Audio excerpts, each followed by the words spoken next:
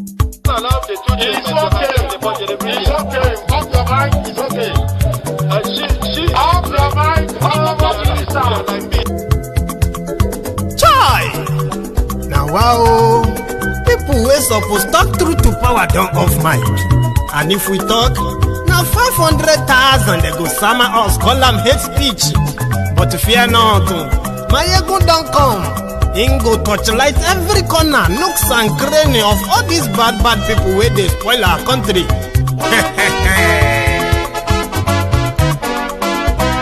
So my people make we loud, oh, yo. My ego don't come, oh, yo. My people make we shout, oh, yo. My ego don't come, oh, yo. My ego don't come, man of the masses, oh, yo.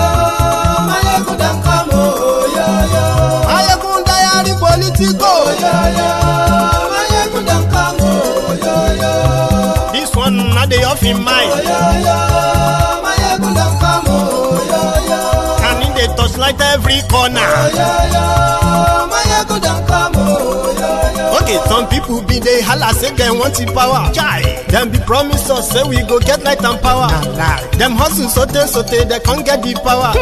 But now they know they do anything with the power. Every day dollar just they get the higher power over naira. Still them talk say make we off mind, but thank God say my ego don't come. So my people make you loud, oh, yo. My ego don't come, oh, yo. My people make we shout, oh, yo. My ego don't come, oh, yo. My ego don't come, man of the masses, oh, yo. My ego don't come, oh, yo. My ego diary politico, oh, yo. My ego don't come, oh, yo. This one not they off in mind, oh, yo. My ego don't come, oh, yo. Person where they do evil, no one make person talk.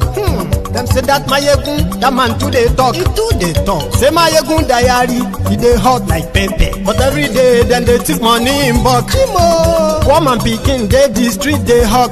Still them talk say make we no talk. But thank God say my egun don't come. So my people make you loud, oh, yo. My egun don't come, oh, yo. My people make you shout, oh, yo.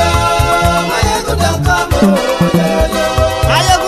Man of the masses, my ego don't come, oh, my ego.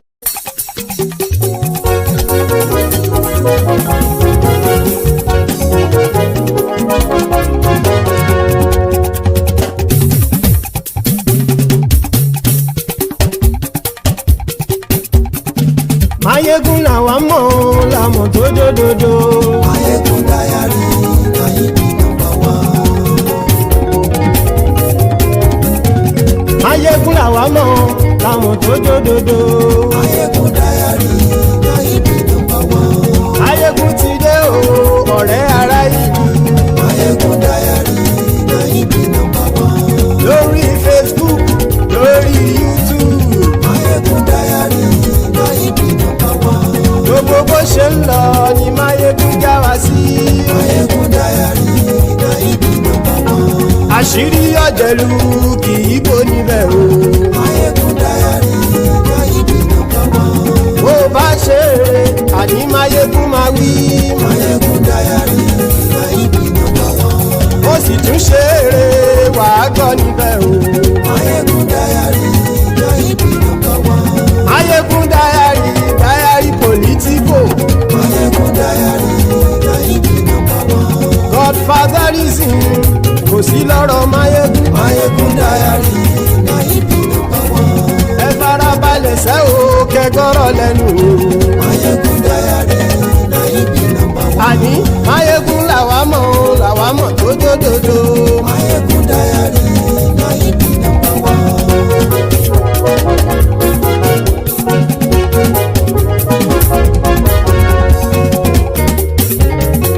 Àní ẹ̀sùn rákì. Máyégún ti dé. Máyégún ti dé. Ọ̀jẹ̀lú ẹ̀sùn rákì. Máyégún ti dé. Àní ẹ̀sùn rákì. Máyégún ti dé. Lórí Facebook. Máyégún ti dé. Àní ẹ̀sùn rákì. Máyégún ti dé. Lórí YouTube. Máyégún ti dé. Àní yẹn sọ́ra jù. Máyégún ti dé. Bọ́ bàbá gbé wúrẹ́. Máyégún máa bí. Àní yẹn sọ́ra jù. Máyégún ti dé. Bíjó ìgbádìyẹ. Máyégún máa bí. Àní yẹn sọ́ra jù. Máyégún ti dé. Pẹ̀sìdó bá rúfin o. Máyégún máa bí. Àní yẹn sọ́ra jù.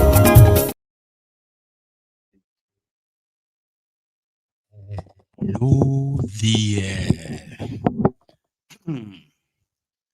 So good morning to you. Good afternoon to you. And a good evening to you from wherever you are joining us. Right? It is Mayegun live. And it seems that we have an issue with the view, right? Okay. So I'm going to take a quick short break and fix that. And then I'll be back in a minute or two.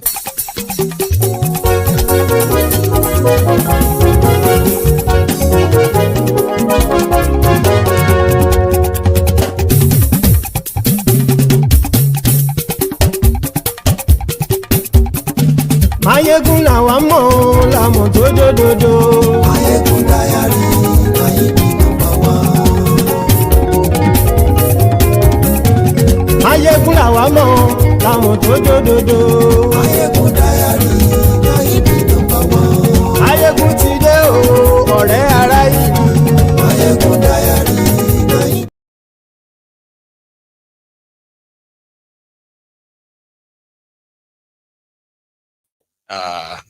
Once again, anyway, I apologize for that. And I hope you can hear me loud and clear. It's crazy. So if you can hear me loud and clear, then I can possibly just continue. So good morning to you. Good afternoon to you. And good evening to you from wherever you are joining us. It is Mayegun live. And apologies for that mix-up, all right? So this is likely going to just be another brief chat. Just, that moment when you feel like, man, I could actually really just take another break and do it another time. But still you feel like, you know what, maybe I will just stop by, drop some, update and take that break. So if you have a chance of joining us this hour, right? Thank you. After reading the caption of the broadcast, read the description of the broadcast as well. Like it, hear it, invite your friends, invite your not so friendly friends, and tell them that they too can join us. Mayegun is live. Thank you. Now, tonight, we are starting with the latest from Pastor Ruga in a long time. We've not heard from him in a while. And the last time I think I probably heard from him was when majority of them assembled or gathered to celebrate, Babangida and and his book. So Pastor Ruga attended one of the Nigerian bishops, probably based in the US. So attended an event, and he used the opportunity again to remind the supposed men of God the history of using the pulpit to help shape the society to a progressive one, strengthen democracy, and keep the voice of the voiceless, heard, kind of. So that video made it to the social media this morning, and people have been like, oh yeah, I said, I'm going to bring some. Some have been saying, well, hypocritically, he himself is also guilty of some of this stuff. However, Pastor Ruga wanted the church to stop preaching prosperity, sowing seeds, because what they are putting in the mind of the people, right, is that they could have access to free sudden wealth by just sowing seeds in church. He said a lot. So let's start with that, and then followed by others that we can possibly touch again tonight. Pastor Ruga. Pervasive influence of the gospel started with the Protestant Reformation in Europe, beginning in the 15th century.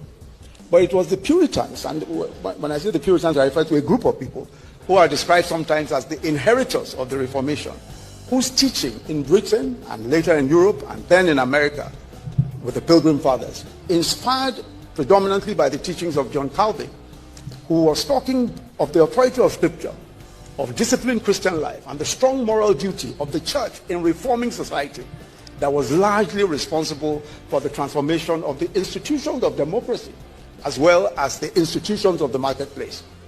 So first, we must acknowledge that it was the message preached on the pulpits that transformed lives and then societies. The message preached on the pulpits in those countries, in those nations of the world, that first transformed the lives of those who were Christians then, and then their societies. As Scripture says in Romans 10 verse 17, so then faith comes by hearing, and hearing by the word of God. It is the preachers of the gospel that hold the key to the transformative experience of the gospel. If the gospel is preached correctly, it will create renewed, regenerated men and women. And what is preached can be so powerful, whatever is preached, whether it is good or bad, can be so powerful that the Bible warns, take heed what you hear. Mark 4 verse 24. Because what you hear determines how you think and who you become. Scripture says, as a man thinketh, so he is. Proverbs 23 verse 7. Adding value to resources, building wealth gradually through consistent effort. So the meaning of the power to get wealth, as is contained in Deuteronomy 8 verse 18, is that God gives us the power of creativity and innovation to be productive as we work diligently. Now this unfortunately is contrary or the opposite of messages that we hear sometimes on our pulpits in Nigeria and many parts of Africa. Messages on miraculous wealth. Messages on miracle money alerts. Anointing for wealth. And various versions of the doctrine that donations or sowing seeds will automatically return as wealth.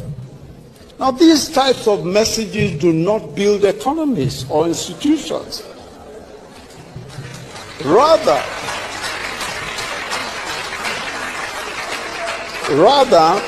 they create a mindset that wealth will come by supernatural means.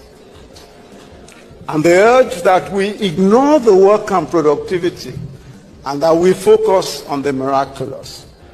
That, of course, is no way to build nations.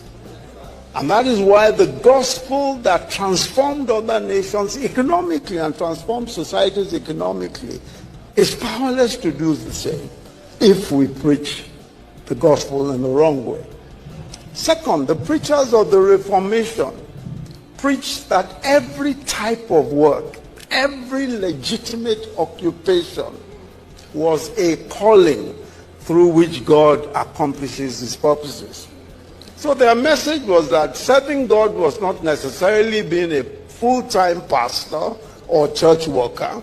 Whatever your occupation was, so long as it was done faithfully as unto God. Martin Luther, for example, held that what seemed or is described as secular occupations are misnomer, such as farming, trading, engineering, accounting, or teaching, or even household chores. He said that they are seen by God as praise to him when done faithfully, and that they represent an obedience which is well-pleasing to God. So the preachers of the gospel also emphasized honesty and integrity in every aspect of life.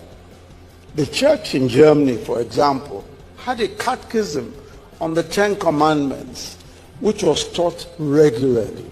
So, for example, the commandment, thou shalt not steal, was broken down into various practical implications. So if you're an employee and you use your employer's time for your own benefit, you're stealing, because you are being paid and not working for your pay. And they give a practical example. They say even if you leave work to attend a church service without the permission of your boss, you are stealing, because you are getting paid without working. So taking money that does not belong to you, yes. No wonder the average German worker developed a strong work ethic and strong values of integrity. John Calvin, who established his ministry in the very important business and trading city of Geneva in the 16th century, he preached that honest and fair trading practices were important in glorifying God. So he preached to the congregations. Interesting. You probably feel like, wow. And somehow, you possibly for the moment, you have forgotten that that was your immediate past Vice President of Nigeria.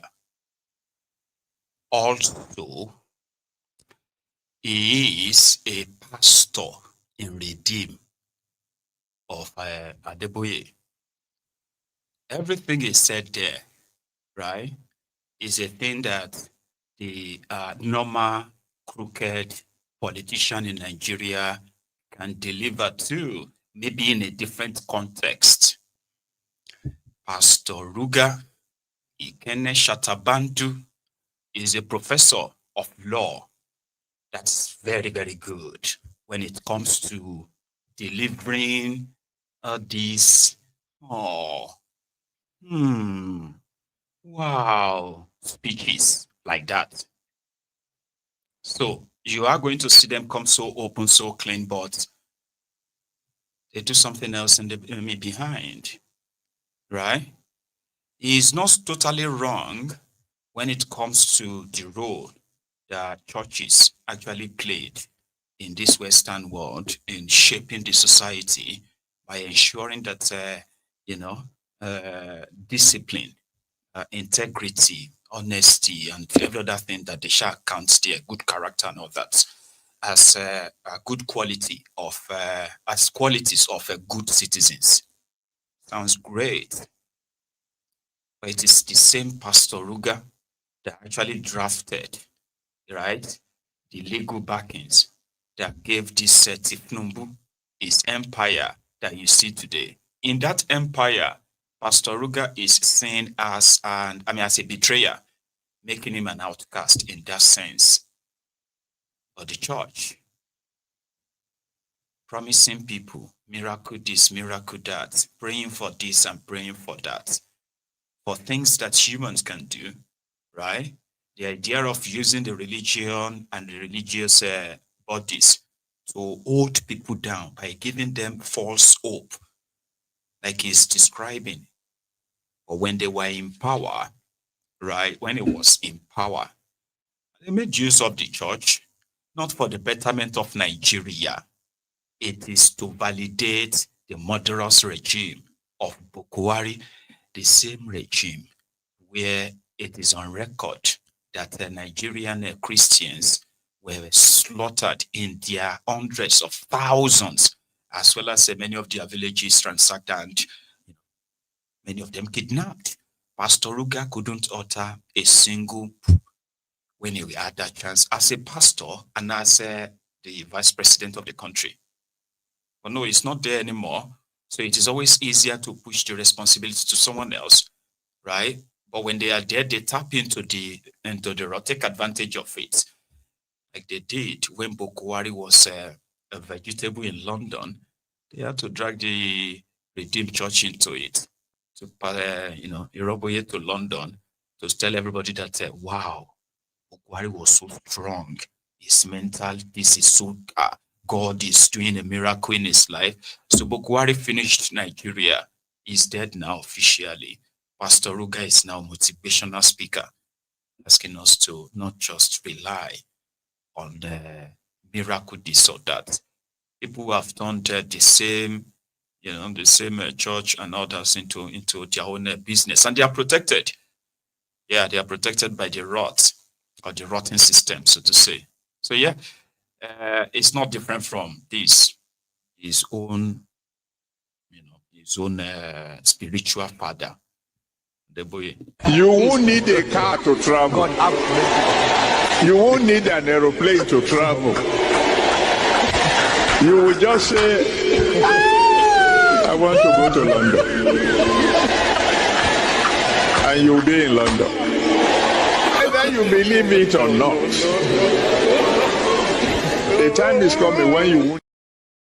Hear that now? So these are the kind of things they tell them. My Father in heaven told me that you will become this in this coming. And yeah, they will scream, amen. Your neighbors will beg you for food. Amen. Your neighbors will look to you, they will look up to you for help. Amen. And then they have to put in money. So Pastor Ruga is just cosplaying, in my own opinion. But we don't really have to discard the message, though. We can, just trash the messenger. Right? Now, talking about taking advantage of the people or the society that religion, sort of like a religion or religions have created, a superstitious world that when criminals who loot the country and brutalize their people, whenever they need an excuse, then they say, well, people should pray for the country. People should pray for them, their leaders, so that they won't loot the country, so to say. And then you have all these religious bodies who have their different sects all over the place, giving people their own different hopes, right?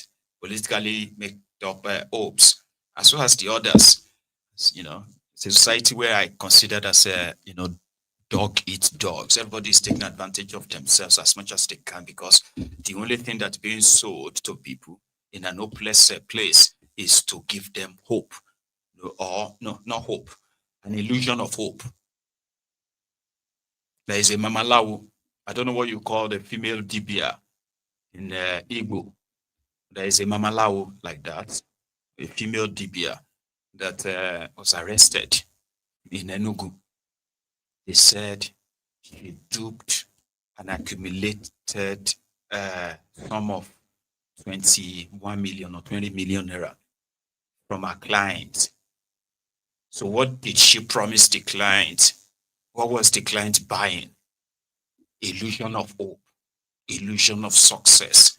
Once you can. So this is not even limited to just church. I use religions now. Everybody create their own path. And as the criminals are busy looting the treasury, making up ridiculous policies they call reforms, right? So throwing everybody into, or turning the entire place into a banana republic. So what you get in return is going to be dog eats dog. Everybody's there to chance everybody. Then you were like, as I said, people don't get money. How did you manage to give a mamalawo 20 million naira? What did you buy? What did you promise to sell? Right? This was in Enugu. Listen to her. The prophet is doing it. And you don't know the head of animal you collect. Guys, I cannot calculate the head of animal that we use. You cannot calculate. But you know the head of animal. Sure. Okay. What and what? What are the head of animal? Animal we use. You get animal that we call holy in my village. Parrots in my village. The head of, wait now. This is the head of holy. How much do you buy it? Head of holy. You see it cheap in that river that you go. More than that, as they are selling it. Which river? River Benue. How much do you buy it? If I calculate all the head of animal that you buy, we buy it no less than 1 point something million. 1 point something million? Yes. Is it true? That is why I say I cannot say yes or no. Thank God. Did you give her account number? Yes. To do what? To send money Which money? that we are using to buy things For what? for the work. For the work. Yes, sir. How much has she sent to your account so far? I don't know unless I go and bring a statement of account. You don't know unless you go bring your statement of account. Yes. Good. Okay. Okay. So far, you heard when she said 22 million something or 1 million something that you have collected. Is it true? That is why I say I cannot say yes or no. Thank God she's doing it through phone or through bank. When I go to bank, I do statement of account and her name will be there. Good. If it is true, girl. I'm not denying that. I'm not denying that. Okay. I just say I cannot conclude yet until I bring my own statement of account.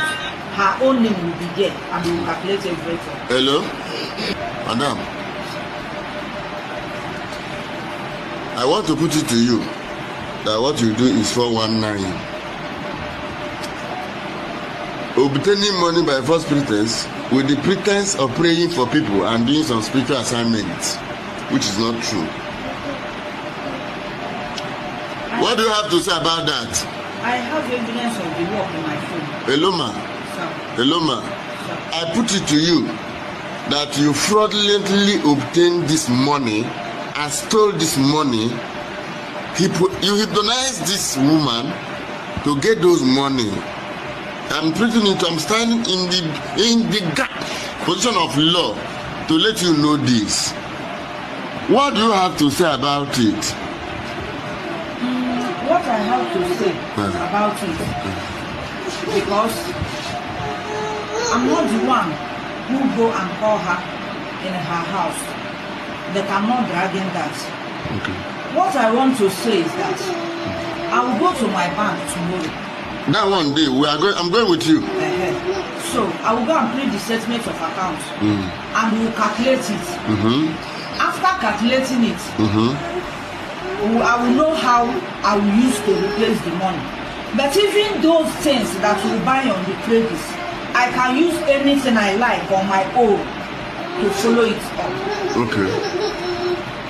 You are going to replace the money. Wait now, if you confirm that the money is in your account, you will find a way to replace the money. I will be paying the money small, but the remaining money or the work that I do, both the one that I collected in people's hand and do the work, which the credit is on my head, I will pay the money. But anything that I like, I will use it and follow the money. Okay.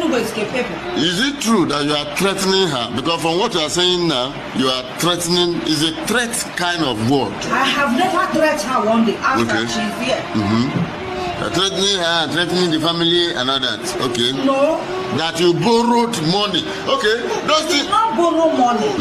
I say we collected items. What are the items you collected? I cannot measure name of item. What I mean, hello, no measure. I don't know the some head of animal that. What are the names of the animals I bought? This thing is not today, it's not yesterday. What are the names of the animals that you bought, which is to do work for this? Oh Jesus! I cannot name the name of animal. Okay. You know what that make use of the animal? I'm the prophet. Olapega said the Mamalawos are called Ezewanyi. Is that right? Ezewanyi. Yeah? Now 419. That is what you get in societies or countries where leadership has completely failed. You know, where you have the sizable number of poor people. And yet you have a handful of thinkingly, corruptly rich people. So they are just like the gap is so wide. So what you have left, right, will be people trading in whatever they can trade, while others are going to be trading illusions and all that. Like, what are you actually buying from someone, right? What are you buying from someone that you have to give them up to 22 million naira? But you can't really say it because it's an illusion. I'm going to do something for you. We're going to buy the head of the biggest bird. It's found at the bottom of River Benue. That one alone is about 6 million naira. And that one we go use. Plus the 5 cows. I told you we need to buy 5 cows. 500,000, 2.5 million. When we use there are other things I can't tell you. Okay. So once we get everything together, it is the spirit of the biggest bird from River Benue, because she is female, that will then be sent across River Niger, all straight to Niger Republic to go and see the male version that will then bring you the prosperity. You will be richer than Dangote. As somebody buys that, because it's an illusion of hope in the society where you have so many, starting with the government, that continue to shun out all kinds of policies that denies people education, denies them access to opportunities. And to survive, somebody needs to sell them something. Why do you think an educated person believes that he has to go to a particular church program to go and pray for husband? If he is smart enough, he can look around himself and be like, what exactly is the rate of unemployed, educated, unemployed young men in my area? So by the time she finds the truth, she will understand why she's not having a boyfriend that wants to marry her. It is not because something is wrong with her. You understand that now? So he will rather probably spend that much energy in changing the situation around her rather than just want to opt out, because somebody is selling the snake oil. I will do something that all the people that did the Hallelujah Challenge in 2014, those who wanted to go abroad, they are abroad now. Those who wanted to marry, they are married now. Those who wanted to have children, they have children now. You have to sell them something in such society. And that is why the criminals in Nigeria also continue to sell something. They want to give you something, Yeah, snake oil merchants. God bless you, the director's court. Snake oil merchants. But if you have a situation where, Baba, for 26 years of democracy, imagine this, just imagine this one for a second, though. 26 years of democracy. Not that you don't have corruption, you still do, right?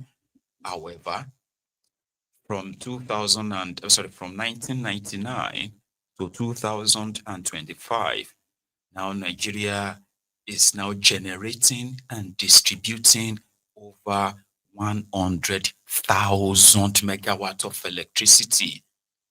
Industries have sprung up all over the country.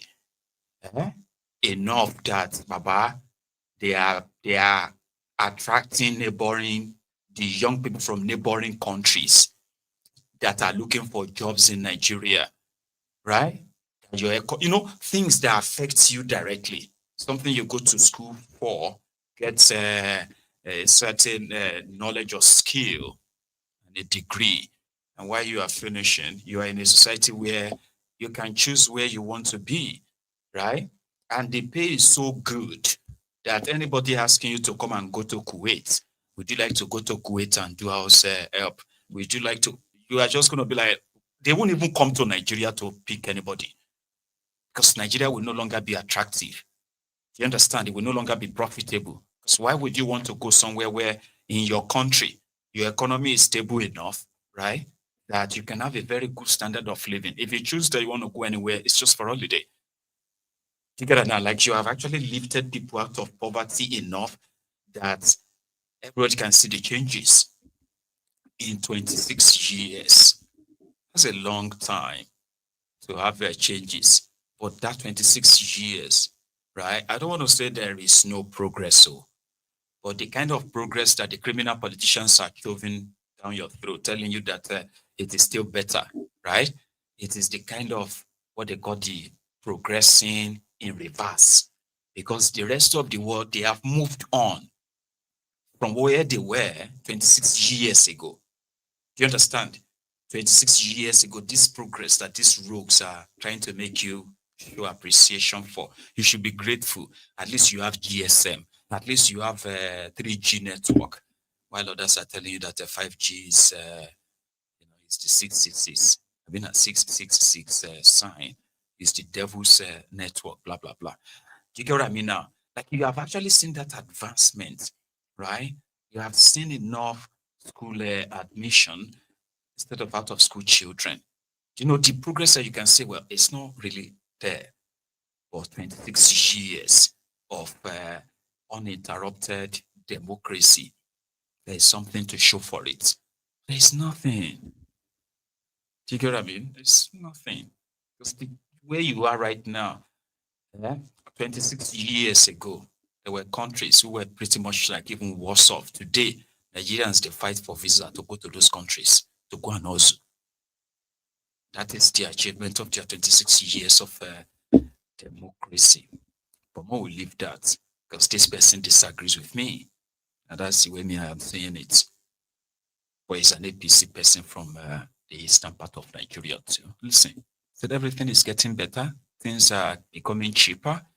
And this may even be good news, right? For those of you who have been subsidizing this Steve Numbu's hardship in that contraption, it may be a good news. Meaning, those who are asking you for support, help, and all that, they may be cheating you.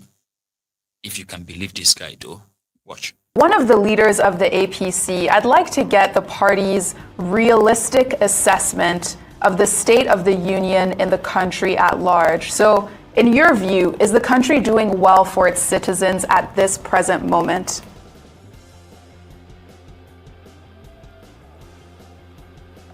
Well, thank you very much for that question, and thank you for having me. I think, generally speaking, the country is doing well, better than President Bola Ahmed Tinubu met it. We all understand the circumstances at stake. When President Tinubu came in, the economy was like on a life support, which could even be attributed, to 16 years of bad leadership and mismanagement of PDP. Then President Tinubu came on board and took very bold and ambitious decisions, like the extrication, of the fuel subsidy and the unification of the foreign exchange rate. Initially, it was tough. And the president indicated it, that when he removed these subsidies, that it was going to be tough. But in the past 1 year or thereabout, things have changed considerably. And the economy is moving along very well. We all know that inflation has reduced considerably to about 21.30%. We also know that our foreign reserves has gone up. When President Tinubu came on board, it was about $34 billion. But as we speak, it's about $40.6 billion. A lot is happening. The revenues have increased exponentially in the country. The states generally are getting more money ever than in history of this great country.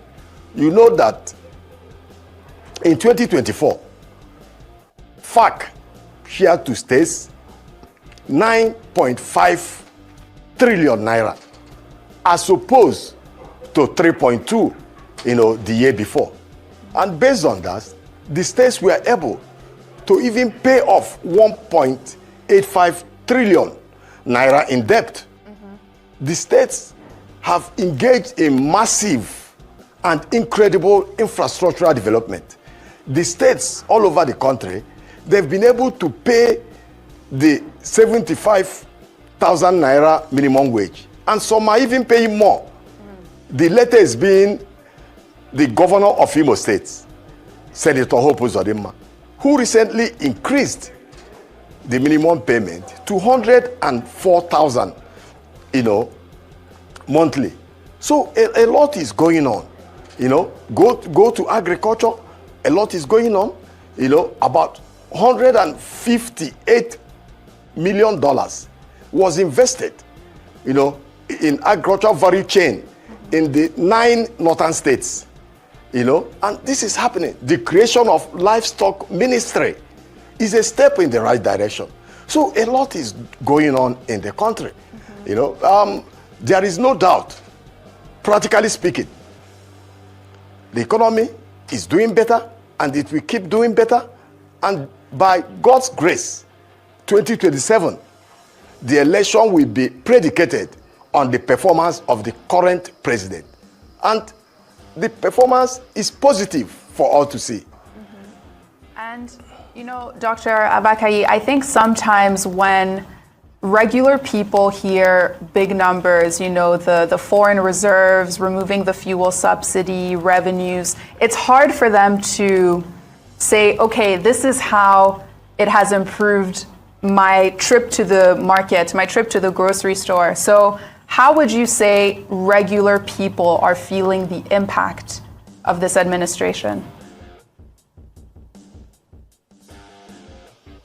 Well, to tell you the truth, like I said earlier on, it was a little tough earlier, but food prices generally are coming down little by little. There are a lot of initiatives that are also human-driven that this president has put in place. Look at the student loan. He's been able to put smiles on the faces of parents. The university education in Nigeria is now easily accessible. It's no longer one for children of the rich. So that particular school fees that we are biting parents previously, it has put smiles on the faces of parents, with student loan. And in this particular student loan, out of the 77 billion naira that has been disbursed so far, students of the North, are getting about 55% of this particular amount, which is about 45, billion naira. So there is a lot that is going on. Look at the highways all over the country. Is it the Calabar Lagos highway? Is it the Badagry Sokoto highway? Is it the Abuja Kanu highway? That are all under construction. And mind you, highways, sir, sorry, being under construction is also providing employment. Àmọ́ ọ̀rọ̀ tẹ́ gbé kalẹ̀ yìí ó dàbí ọ̀rọ̀ ẹni tí ọpọlọ rẹ̀ yòrò tàbí ẹni tí Ọlọ́run fi síbi aláṣà àwọn ọpọlọ rẹ̀ bí ọpọlọ ikú. Ó jọ má bẹ́ẹ̀ tọpọlọ rẹ̀ ò tó nǹkan rárá tàbí ètò wà ń bẹ kó má tiẹ̀ wúlò má rárá. Don't think the man is stupid. You listen to him, you could tell all the lies from what is real, and somehow you are angry. Now Thunder will fire this one. How can an older person be lying like this? Well, that is how their politics actually works. Did you see the confidence? At which he was kind of like reeling out those fake figures, imaginary progress. He actually started, right, from the now still line of argument that the APC, Egbekebe, used for 8 years of Bokwari. Remember? They constantly were reminding you of the 16 years of PDP misrule, that is what led to, the mess that Boko Haram was fixing. They said that to you, right? For years. And this man now jumped Boko Haram's 8 years, Tifnumbu's 2 years, making 10 years. And it started from the PDP's mess too. That is how, deluded they want to look, but they are not stupid. Okay? But if you have paid very much attention to some of the lies, we can debunk some of them, at least for the sake of innocent people that believes that at least it's telling you everything positive going on. I mean, what is wrong in telling the positive things? They are not saying everything is fine. What they are saying is that there's been progress, and people should at least, they have the right to tell what is going on, even if you don't like them. Does that mean that nothing good is going on at all in Nigeria? That kind of people, they want something to be true. And those are the ones that are always going to be available to be disappointed again and again and again and again. Those are the enablers. Because to them, Tifnumbu said, oh, we now make more money. States are getting more money. They are paying off their debt. We have not borrowed locally. We have, here you get. And all of that sounded good. Oh, he removed subsidy. Oh, he has given them student loan. They sound great, right? Only if they are actually true. Just like that. Because they are not. When Tifnumbu removed subsidy, it changed everything. Everything. And your inflation, or what was already like near hyperinflation, took a shock, and your country and the economy went straight into a recession that they have not declared. Tifnumbu did not just remove the subsidy, because this is what happened. When the subsidy was removed without any prior warning, or you know what, when I'm going to take over, I'm going to remove subsidy, something like a prior warning, there was none. It was that shocking that it went through the entire system. Salary remained the same. Naira got devalued, right? People are no longer able to pay for their common regular needs anymore. In the process, Tifnumbu and his gang, they kept bamboozling everybody with, it was a good idea, until people now realized what it actually meant. It's not just going to be the increase in price of transportation, it's also going to mean the increase in price of everything. Because the woman that is selling toilet paper, that one, she's not going to hit her own toilet papers, right?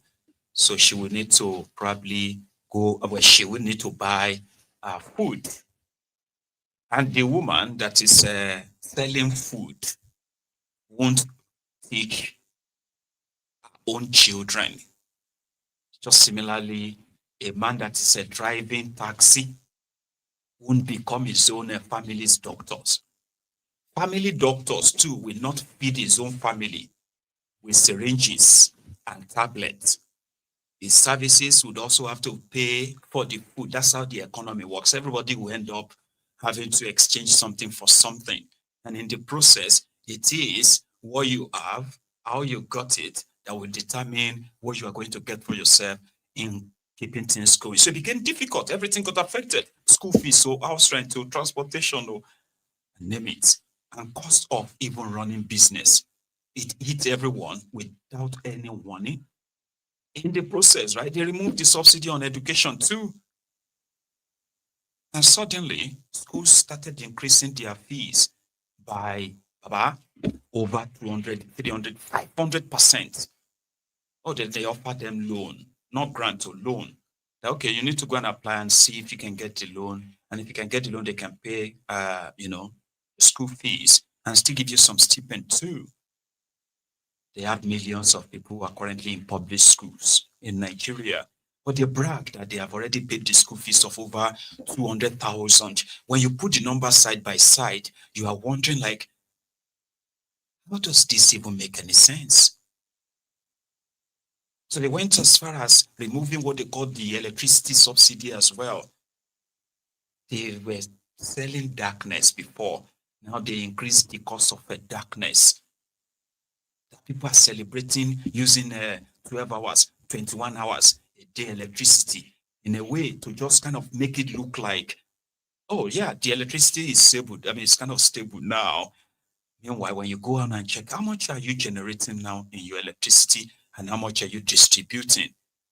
So you kind of like see the whole mess that they don't really match. But they are making more money. From what?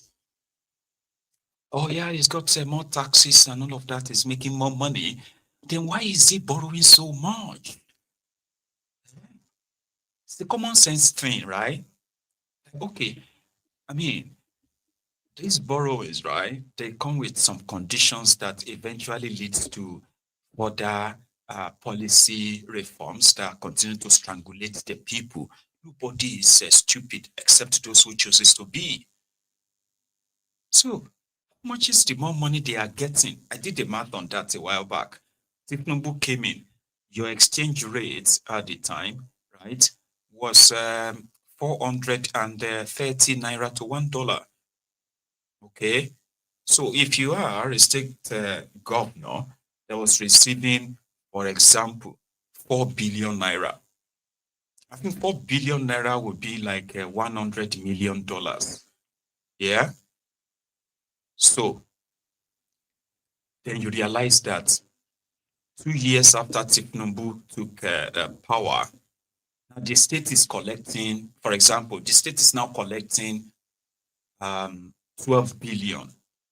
Do you know that on paper, they will say, oh, that's like they are now collecting times 3 of their money, only for you to convert the times 3, 12 billion naira, and realize that it is far less than $70 million.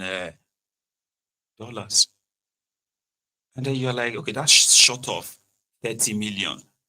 So does that mean that the value of 100 million then probably should have been, I don't know. But the point I'm making here is this. It devalued the money and makes it look so much, so plenty. But the value of the money itself, you all know what I mean. So it's called devaluation. You may think you have money. Maybe I shouldn't use 100 million because that's a lot, right? Let's say somebody gives a state or a local government that got paid, that got paid 400 million naira or 420 million naira. So that in itself is like was $1 million. You get that now? 420 million. Now, if that same local government is given, let's say, 800 million naira, that's a lot of money. It looks like a lot of money. Yeah? Then you realize that it's far, far less than $1 million. Because $1 million this day would be 1.6 billion. So a local government that was collecting that same 400, it is similar to this, your minimum wage.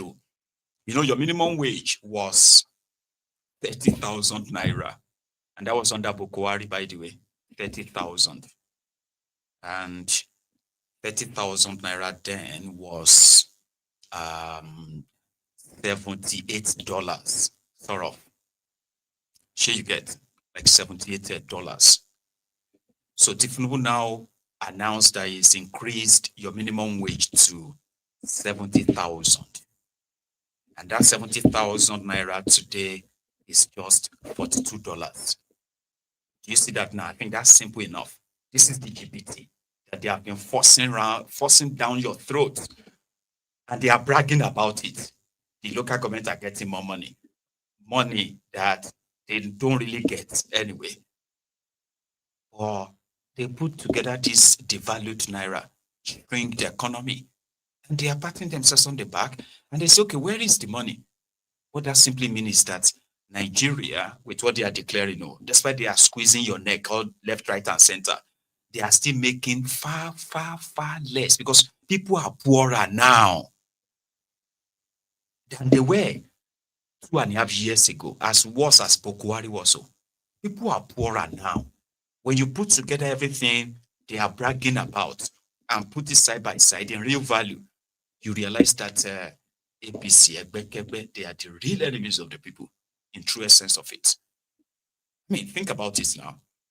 A bag of rice that used to be 7,500 naira has become, over 80,000. There was a time they were selling it for over 100,000 naira.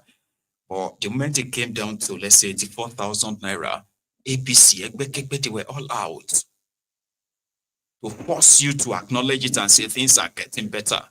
How? And that's why when you see people like that on TV, they know what they are doing, They just need to drop all those nonsense there, left, right, and center, and see which of them is going to stick. Because there are people that wanted them to be true. If you have so much money, you are making more money from crude oil, allegedly, because there's no evidence of that, right? Because every figure they are putting out there is fake. Question the figures, you will understand what I'm saying. Fake. So they went to the National Assembly to go and get approval for $21 billion. That's how much Tinubu is planning to borrow between this 2025 and 2026. Do you understand? And they have already started pushing for $1.7 billion from the World Bank. So when you convert the $21 billion that Tinubu wants to go and borrow in the next 10 months, when you convert the money to your budget money, that is almost the entire budget, your budget. So if they have met their revenue generation or revenue target, right, that they are not borrowing locally anymore, why are they kind of like needing 21 billion naira to fund your budget? Tinubu is awarding projects that are in their trillions, and I'm talking about billions of dollars, right? Without the National Assembly approval and without any national budget for it. They just cook that on the side, take loans for it, and roll out some figures and tell you that investors are falling in. The investors they have are loan sharks. The money there, man. Anyway, talking about Imo State. Someone did a coverage. Okay, it's a project. They call it Smart School Project, which also involves the South Korean government. And this person was like, no, his name is Alex Onya, right? He's into this education, this and that in the eastern part of Nigeria. Maybe the name rings bell, right? So he did a coverage of this near abandoned, supposed very smart school. They said they have the similar school, supposed the similar project in other part of Nigeria. And this one seems to be like abandoned before it turned relic. I see make I help them give them publicity, because come on, why would anybody just let this kind of project rot? I don't know, right? But here it is. It's called the Smart School in Ogo, Okpala local government area of Imo State, right? Please watch.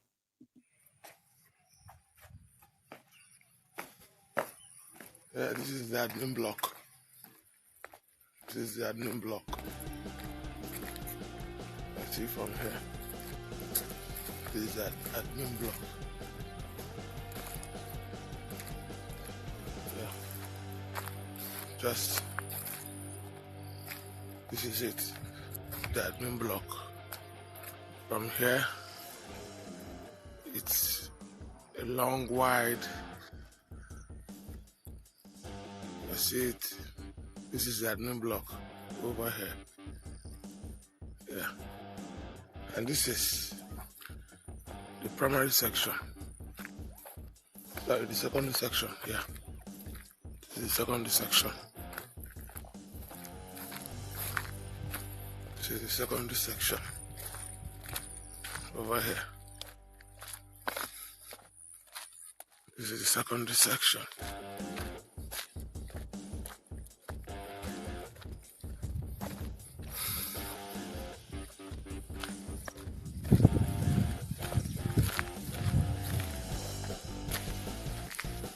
Secondary section. That's it. This is it. This is it. Secondary section. And this is the classroom.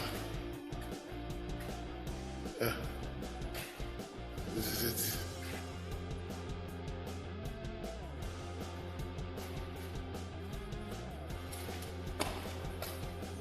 So, this is the second section.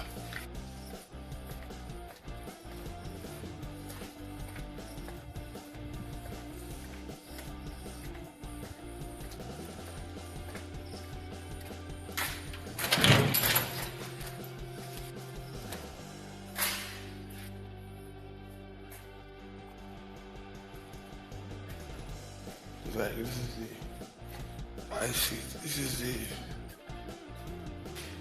classroom.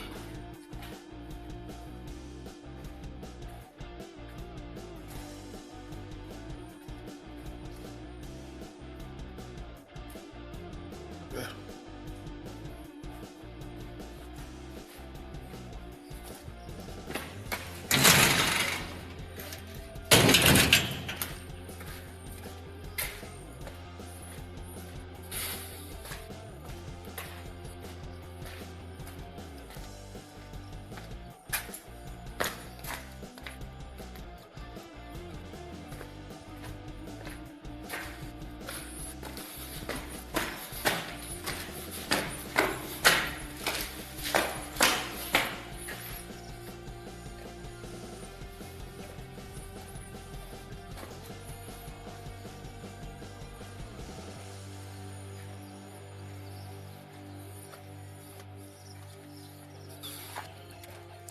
Yeah, this is the back fence.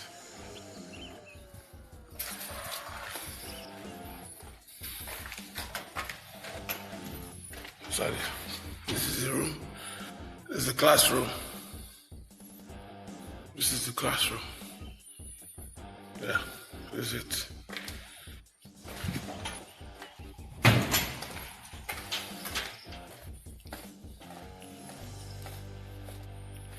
Classroom for the secondary section. Yeah.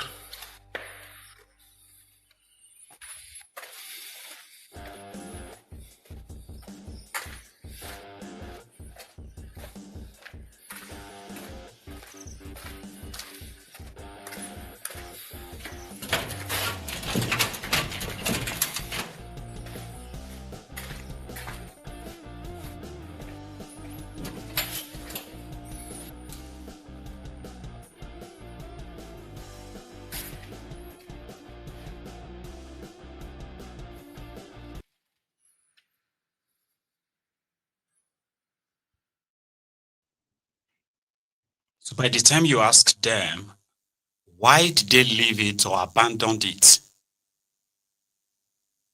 Like, what is left to put that structure to use? Then they will tell you stories that will sound so stupid that it will actually more like angers you more. You say, man. And guess what? There are projects like that scattered all over the country. Some of them for years. For some reason, it could be the finishing money, right?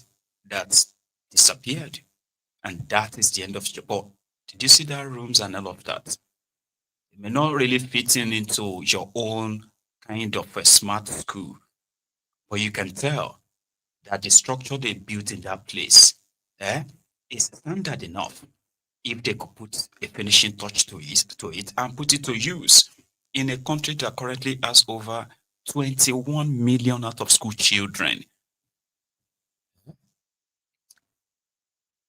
If these guys who are parading themselves as political leaders in Nigeria, if they happened to be the first set of leaders that got the Nigeria independence back then, Baba, maybe by now we would have been recolonized, not by the Europeans, but by the neighboring countries, because their greed, their selfishness, and self-centeredness is so legendary.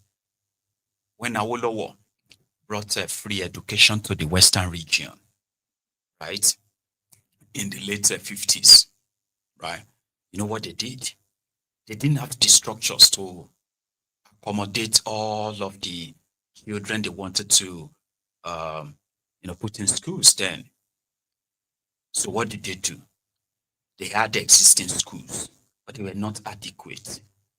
So Awolowo's government was able to talk the people, the parents mostly, into being partners with the government in achieving the aim. They didn't have the resources. They can't build enough school in a short period.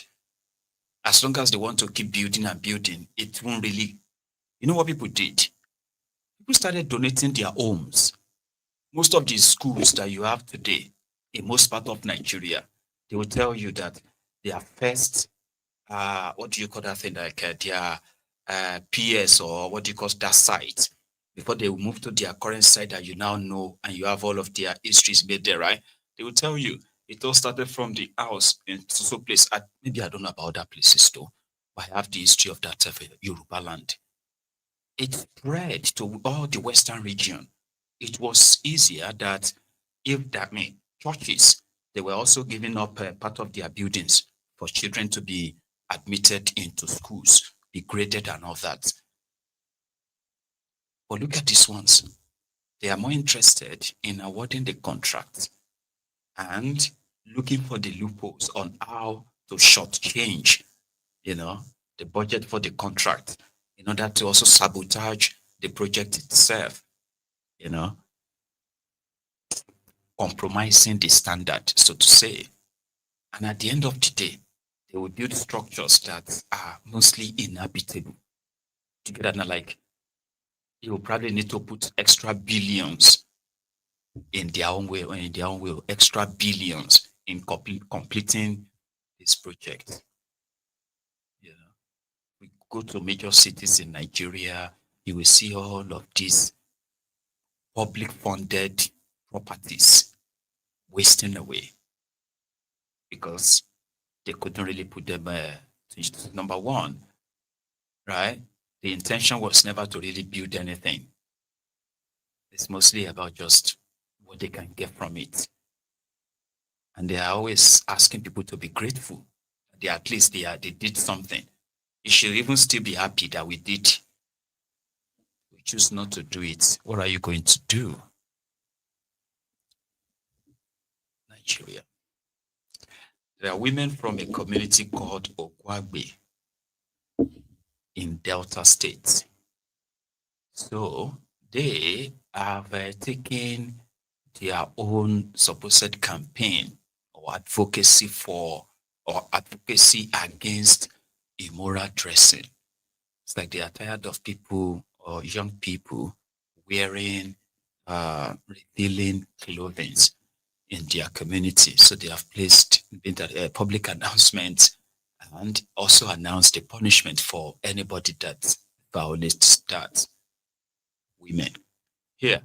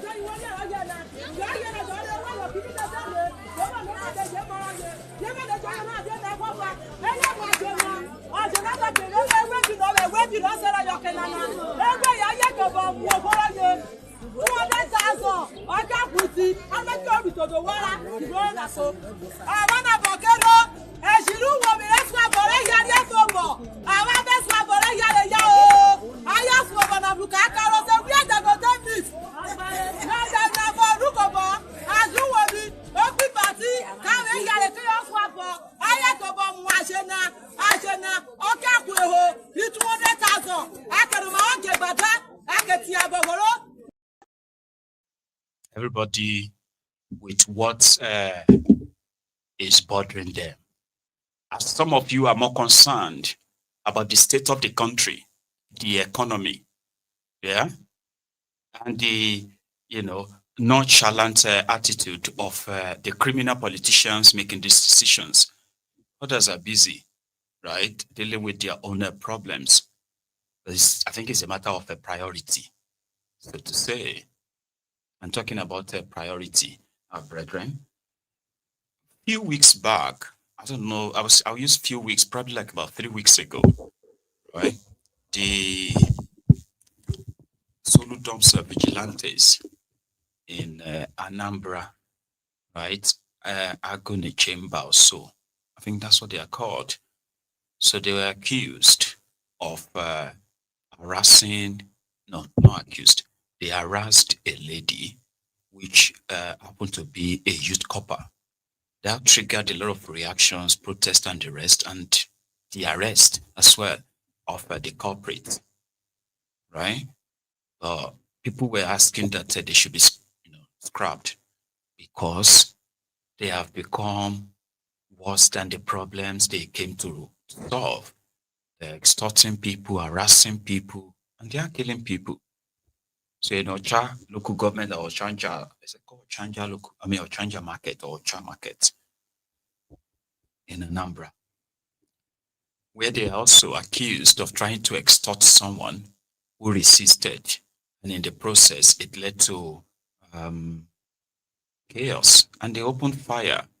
So they've been accused of killing 3 people, as it happened. Now, the demand for their complete scrapping has grown here a few days ago, but yesterday.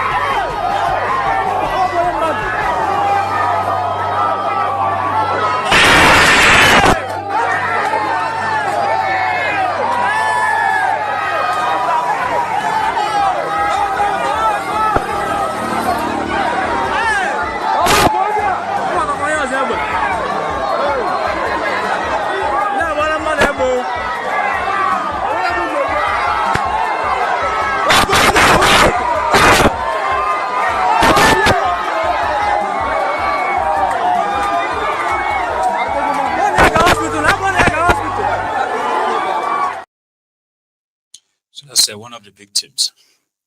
So she was shot. She wasn't even involved in any of their whatever argument or disagreement. So she got shot where she was, and everybody was just screaming, "Hey, hey, hey, hey!" So she bled out. It was a sad one. And I think the Labour Party governorship candidates for the Anambra, was there, and they told him what happened in this short clip.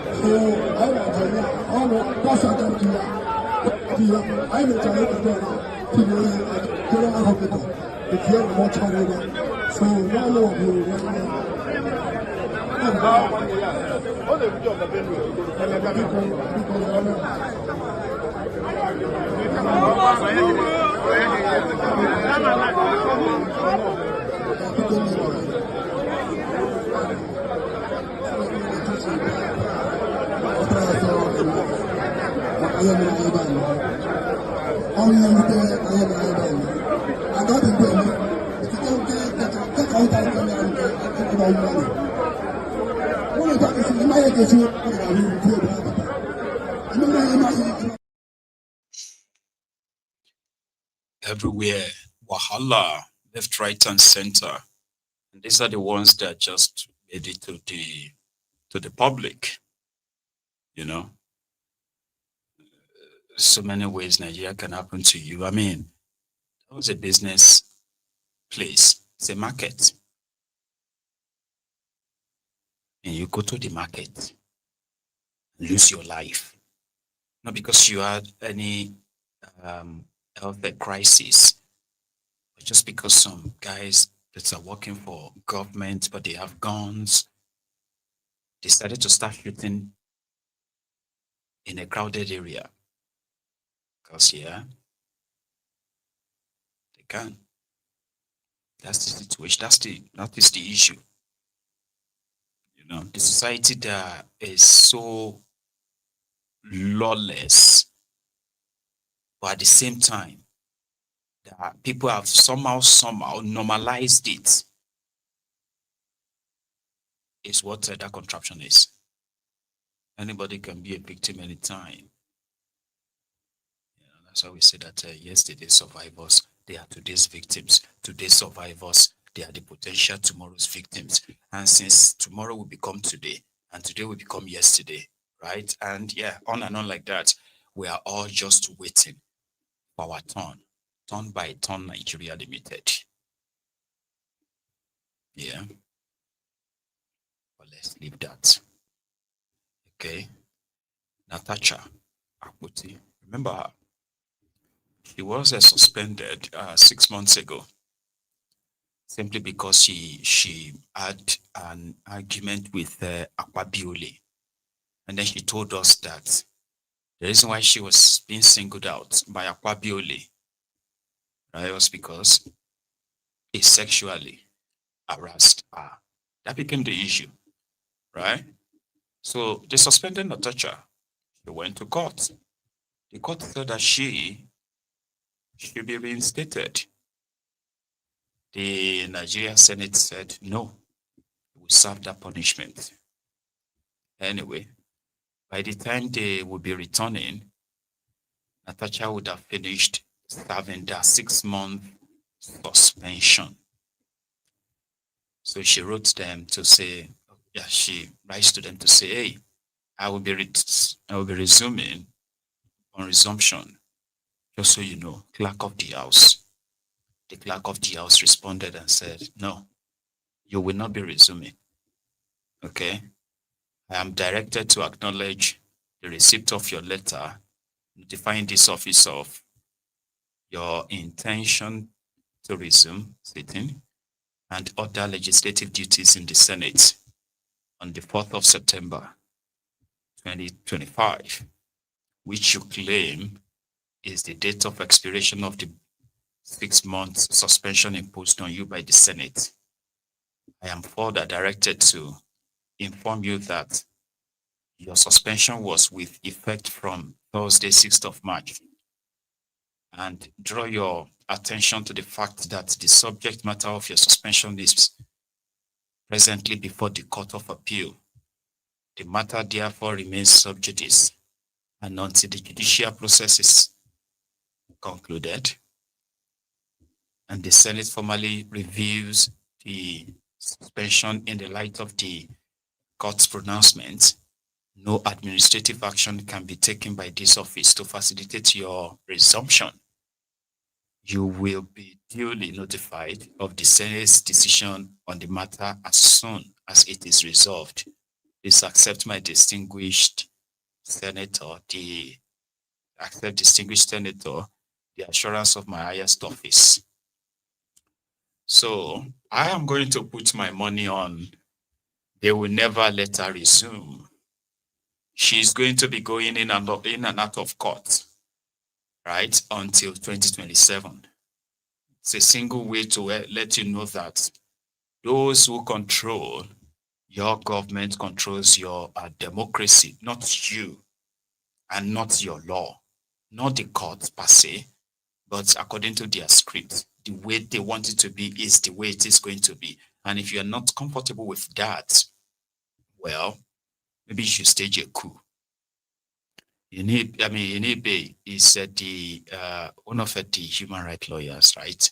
Who has has several cases against either those in government or those they apprehended using the same, impunity, power of impunity.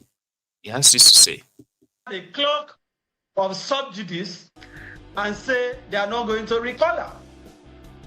I find the letter of the Senate embarrassing. I find it scandalous. I find it contemptuous. And I find it very disparaging of the sensibility of the Nigerian people, because it is simple.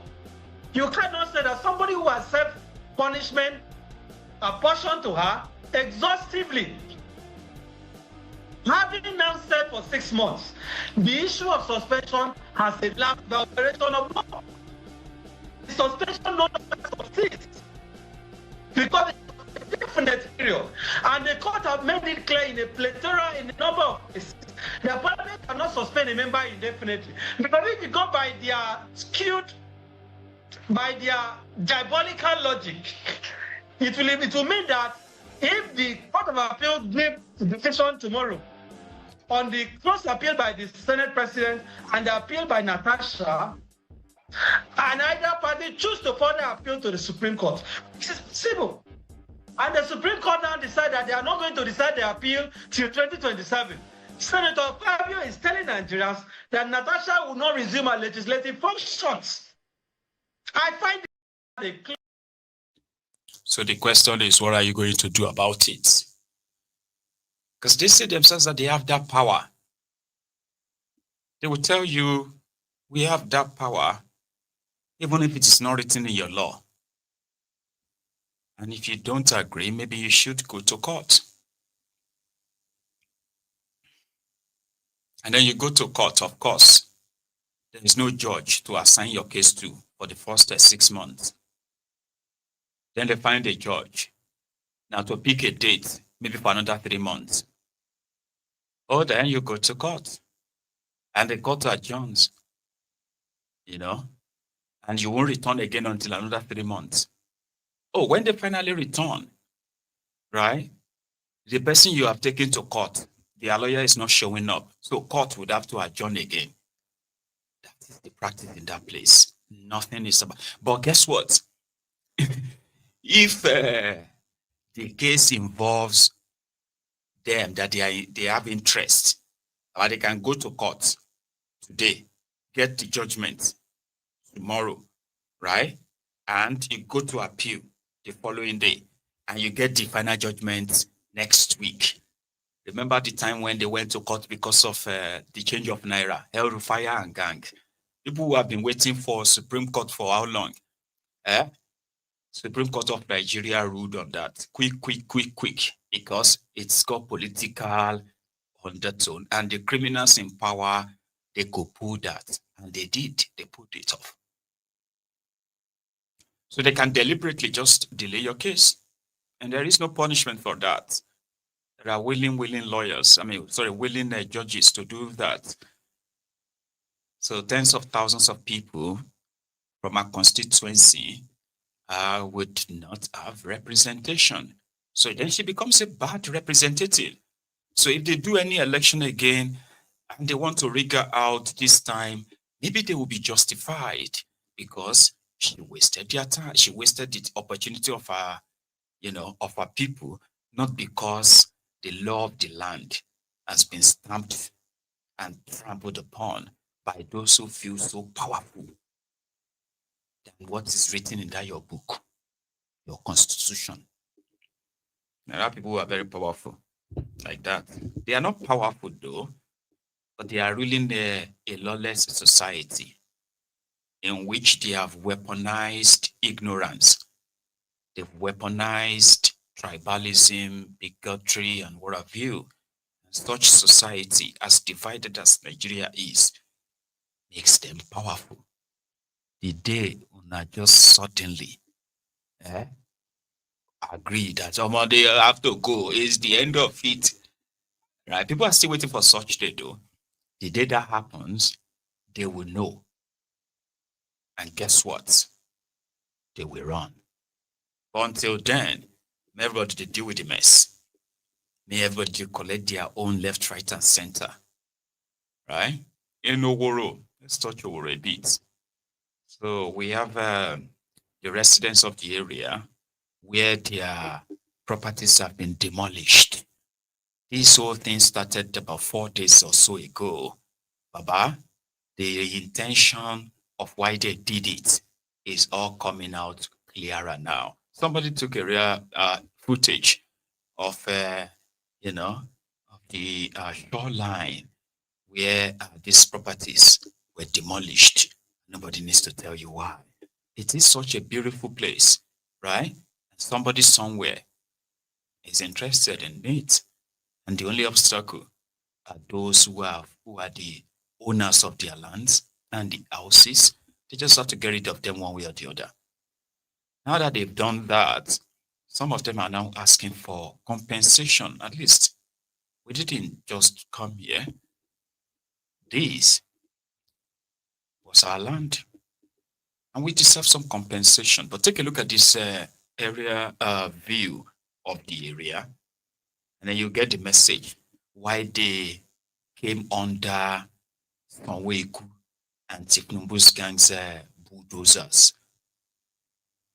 Anybody where they go sell this particular part of Lagos to now, which is pretty much close to the jetty where they have, the public jet where you take water transport, right? Take a look. It is very sad that the Lagos state government has not left anything and is not in any way trying to build an inclusive city. This is a waterfront communities in Oworo and Shoki. And with utmost disregard for what should be done, the settlement, regardless of what kind of infrastructure you want to put in place, has totally been ignored. People were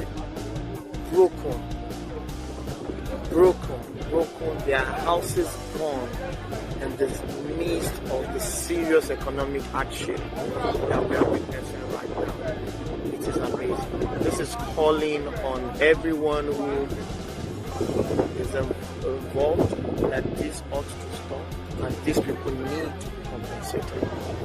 All actors, this is calling on the media, calling on politicians, those who say they want to make life better for the people. So please speak up and act. This is very sad for a government that says it wants to build a city that is inclusive for all according to its development plan. This is not how we go about a development plan, definitely. This is very, very sad.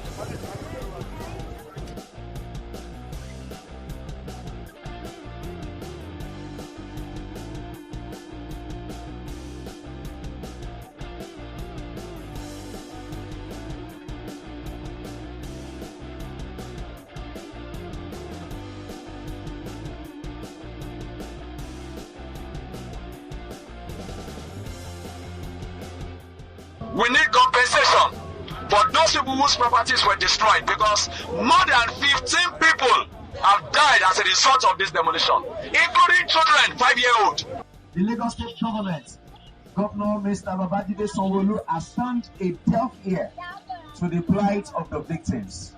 Instead of awarding compensation, including resettlement of the thousands that have been unjustly displaced, made homeless, and without property, Lagos State continues to issue threats under different guises to evict more people from the community.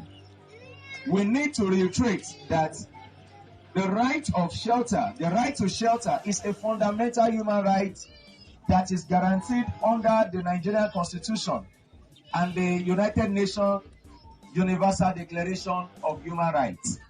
Finally, we call on the Lagos State Governor Babajide Sanwo-Olu to immediately award compensations, including resettlement of the thousands that have been unjustly displaced, made homeless, and without property. Pay a visit to the families of the 22 persons that have lost their lives as a result of the demolition, and also prosecute those responsible for this ruinous act.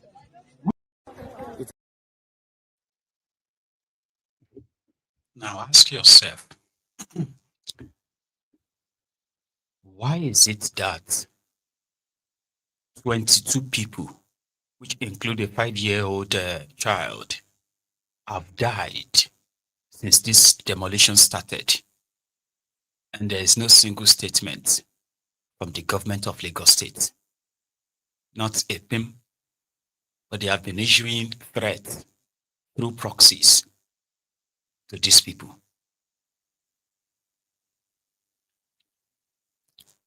"22 people dead." I mean, that should be something.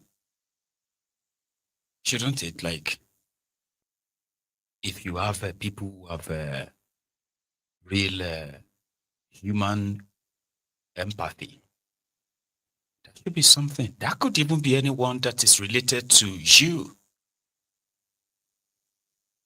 And I said that these communities and the properties there, they were owned by mostly elderly people who developed their properties, got all the necessary documents and approvals, until that changed and the waterfront became a choice property, a choice land for God knows who. And somebody will say their government is to protect the interest of you. No, obviously not your own interest. So that should mean something. From that demolition, 22 people are dead already. Thousands have been made homeless.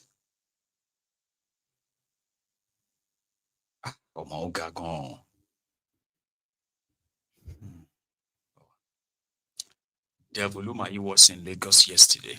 Remember that Maryland flooding? So Devolumayi, the Minister of Work, which happened to be in Lagos around the time, and he came to come and do the usual eye service. He came to inspect the bridge, while the water, right, seems to almost submerge the bridge. And from the statements picked from probably his entourage, they said that the flood or the flooding was caused by traffic. I don't know. Probably I've seen it. Yes.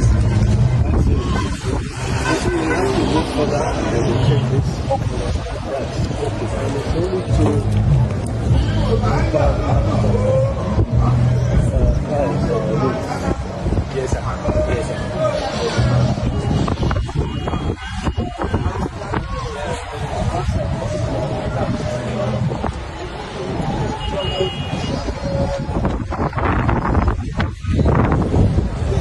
This was the idea of this. Yeah, it's Location, you say that, detached. Is it far back? Under this bridge. Under this bridge. This is what is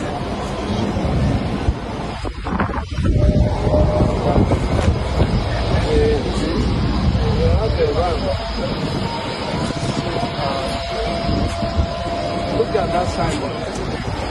I see the signboard. Yes, sir.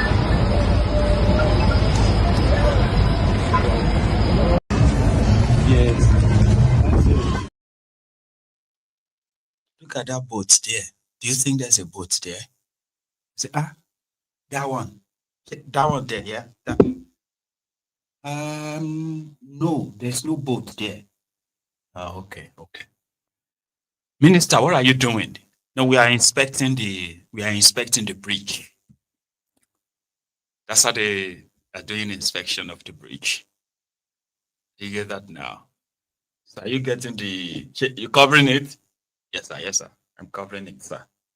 Yeah. Let's pretend that we are working. So I can show to people that we are very serious. You know, I'm an engineer. I'm a best engineer from eastern part of Nigeria. That's how you describe himself, by the way. The best engineer, the number one engineer.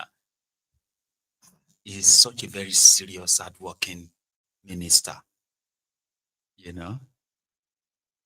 But they want to spend about 700 or so billion in Lagos, right? They want to use about 700 billion or so to renovate Third Mainland Bridge. They want to use 300 and something billion naira to build a new Kata Bridge, Devolumai, among the Tifnumbu's legacy project. They love that. It's performative, you know, theatrical. He's an hardworking man. And when you go on social media, you will get to see the three best ministers, the three best appointees of Ashiwaju. Number one, my own number one is Werewike. Number two, Devolumai. Number three, Olubunmi Ojo. These guys are running their own promo on them on social media. So Devolumai, the engineer, we are moving away from bitumen to concrete roads. It's amazing. It will last for 50 years. These are the Zobo that Devolumai is actually selling them. And he's showing that he's an engineer. So he was there to inspect the bridge. Right? Anyway, these are the outdoor ones. The indoor ones is what they call the office politics. I don't know what went wrong between these guys. And it escalated so quickly that people like us are now watching the clip. Office politics, it is called. Or office politics gone bad. Gone wrong. I don't know. Name it. Watch this. You hit me in my own office. You came to fight me in my own office. Just imagine this is that human being. You came to my office to fight me. You came to my office to fight me. I did not stop you. You pointed pen in my eye. You pointed pen in my eye. You pointed pen in my eye. Magdalene. You pointed pen in my eye. What is it? What is it? What are you not doing?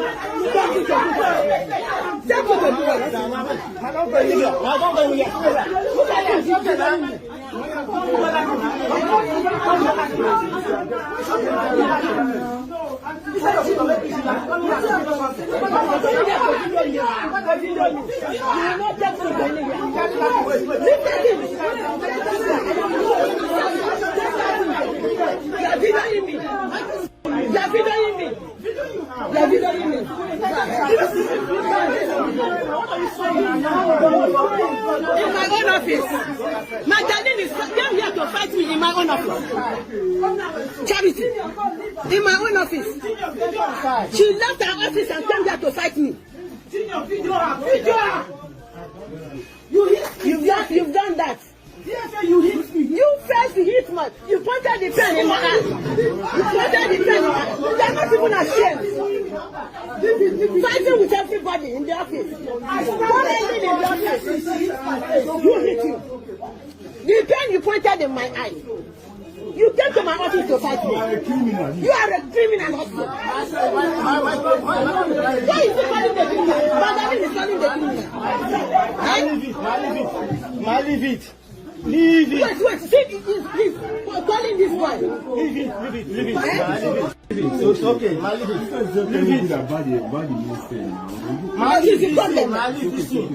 Leave this thing. It's okay. Wait.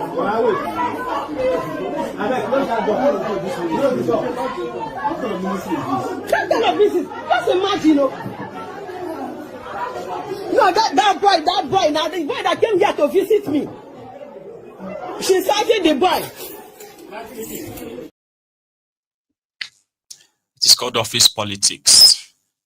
You know, bottled up anger, rage, animosity, despise, and what have you against one another. Office politics. Somebody said, probably when you were watching the Devoluma East inspection, and you said that Fashola would never do that. You're funny. But it's not the same Fashola that became Inspector Fash after they killed protesters at Lekki Toll Gate, remember?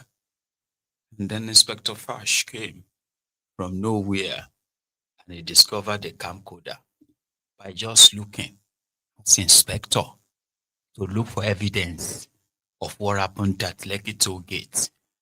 And then he found something. And as an inspector, he cannot contaminate evidence. So the same Fashola, Miss Yerok, Sabi, you are just like, you are funny, because it's like it was your comment that said that Fashola will never do that. All of these guys are actors. They can be anything they want you to see or believe, you know? And somehow, if you buy it, great. They will just leave you to your imagination. Do you understand? I don't know if some of you knows how they do this, right? You know, when you milk people's vulnerability, right? And then you just leave them to wanting more. But you don't have to give them more. You don't even have to do anything. All you have to do is just to maintain that horror, and you leave them to their imagination. Do you get that now? And once you have an opportunity of mesmerizing them, you just speak to something they would love you for saying. For example, remember Pastor Ruga, Ikene Shatabandu, the same man who brought the idea. They said, oh, we need to lift 10 million people out of poverty. I don't know if some of you remember, right? How can we lift 10 million people out of poverty? How can we do it? So, I have an idea. Oh, yes, Professor. I don't know how he presented it to, and I'm not going to possibly imitate him well. So, it's not necessary. What was Pastor Ruga's best idea to lift people out of poverty? One of them was to give people money to start doing business. Oh, that's brilliant. And that would be how much? See, sometimes we always believe that you need a lot of money to start doing something. If you are driving like this, you will see some people, their entire their entire basket of wares that they are selling in traffic, it's not even up to 5,000 naira. So if the government gives them 10,000 naira to start selling like pure water, and once they finish a bag, they can go and buy more bags, you know, they will appreciate the government too. And they will be able to pay the school fees of their children. They will be able to feed their family. So, wow. That's a very wonderful idea. That is what gave birth to sharing money. Okay. You see that they are giving people for 5,000 naira. They are giving some people 10,000 naira to start business. And they call that trader money. So later they upgraded it to another segment. They upgraded that one to market money, which was 50,000 naira. Okay. And then those of you who are smarter enough and you want to do something else, you should just go and do fasting and prayer and pray that God will help you new. That's how they wanted to lift people out of poverty. This man, his brilliant idea, got him nearly got him killed. He crashed a shopper loaded with cash on his way to Kogi. Alaye no go hospital when the helicopter, when it crashed. Pastor Ruga didn't go to hospital. He continued the journey to go and share the money. I think I've said something about that on this platform before. Like, it was like somebody who did money ritual, right? And they say you have to, the spirit that brings the money every day says that you must not come back home with anything, so that when the spirit brings another money, it must not meet any leftover in your hand or anywhere. That's exactly what it was like for Pastor Ruga. But put him on the podium. Let him come and give you the TED talk on governance, good governance, democracy, lifting, good policies that actually help the people. Is a professor. You will sit down like this, and you will nearly forget that this guy was your number 2 man in Nigeria. And in the process, because of the way we have been so psychologically conditioned, you start seeing us giving excuses. Now this one's supposed to succeed at Bokwari. Very, very smart. If we was this man, I will vote for this one instead of Tifnubu. Why can't the Yorubas present this man? Very brilliant man. Very, very brilliant man. Very intelligent man. He's got ideas, blah, blah, de blah, de blah. Typically, Nigerian politicians can play any role you want them to play. Any. If you want them to start acting like cardinals, they will do it better. If you want them to start acting like sheikhs, they do it better too. There's even a clip of, remember the clip of Okorocha? Right? I'm going to look for it when I come. I'll show you later. So there is there's this clip of Okorocha speaking Hausa. Oh no. Nigerian politicians, one year we go. Baba, Okorocha mounted podium. The same talked to the APC delegates. So Okorocha, you remember that video, Director Scott? Okorocha started. Bismillahirrahmanirrahim. Kilode alaye lati bosibo. Inamla Rasulullah la ilaha illallah. Egbami keke lalaye ifa. He went on and went on and went on. He was trying to appeal to the northern delegates, right? By the time Okorocha finished, ladies and gentlemen, I'm looking for the video as I'm talking because it's so funny. Right? So by the time Okorocha finished and they started voting, delegate voting and all of them, it's got 0. Yeah, it's got 0. So when I look at them, I'm pretty much like, they can play any role as long as it is going to appeal to the people they are trying to act up for. And there are people that bias them. It's just that, sometimes the people don't, because the other actor is a good actor than you. You might be entertaining, right? But they will go with the other actor, another liar. Let's put that aside. Okay. I want to go to to Delta quickly to see Bright. Feel Bright. He just solved the case. Yeah, he just solved the case.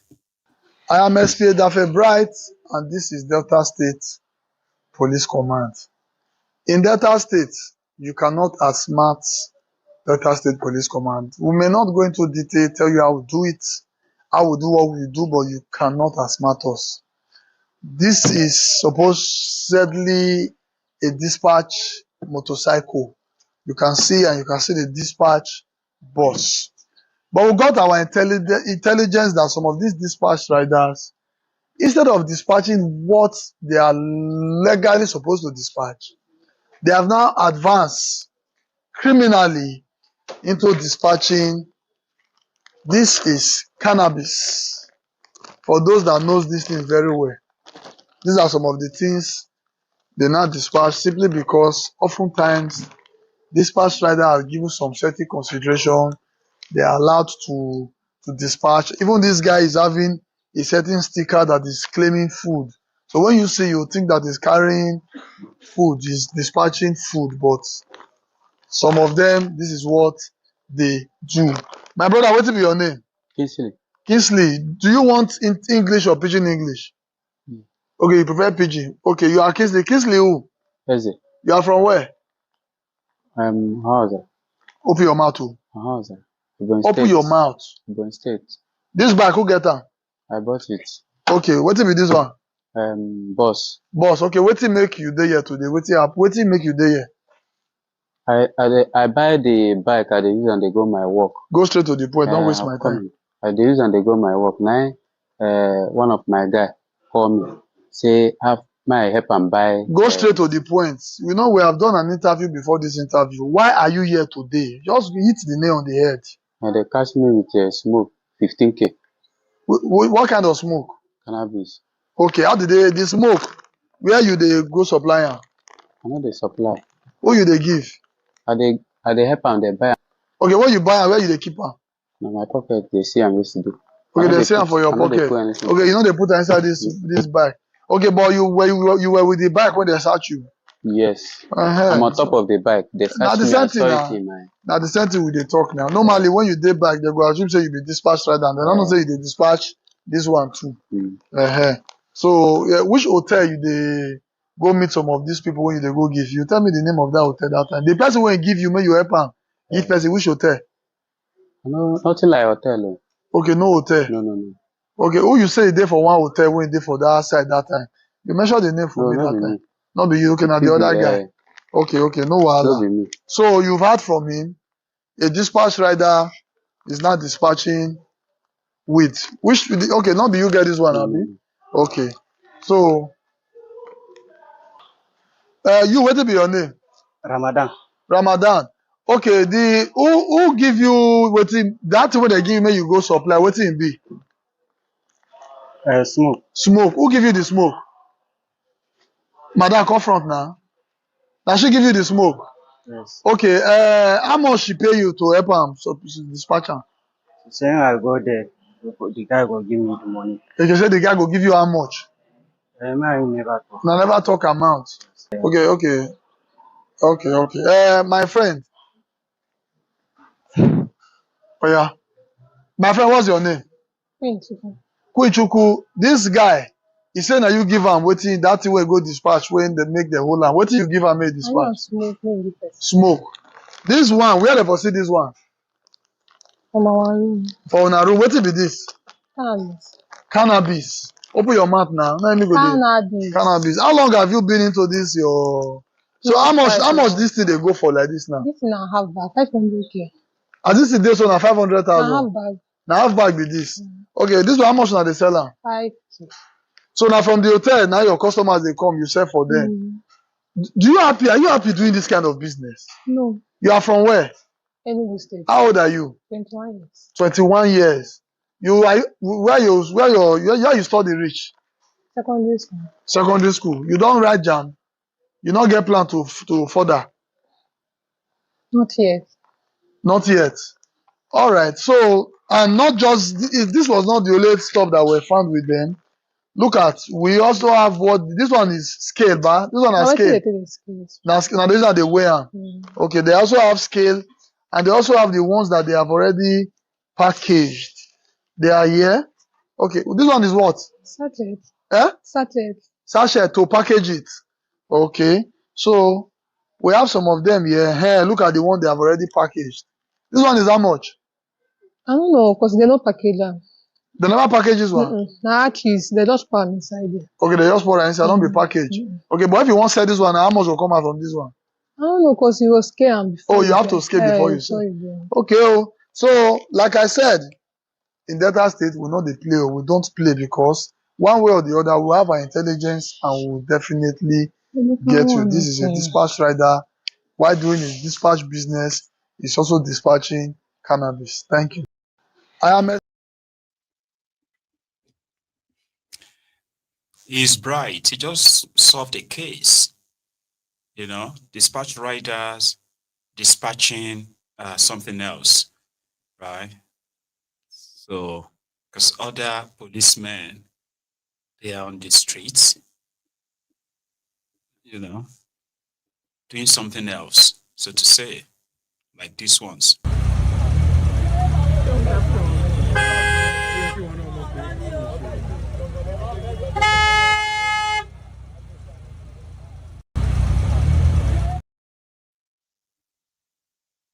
These ones. Look at all these police. This morning, I tried to collect money from a driver, and the driver is not stopped, and they break the glass. I don't know why police is behaving like this. A senior officer. Oh God, you don't have right to spoil anything from out. You don't have right. If you are not the driver, can you talk like this? If you are not the driver, can you talk like that? You don't have right to spoil anything from out. All these ones. Oh my God.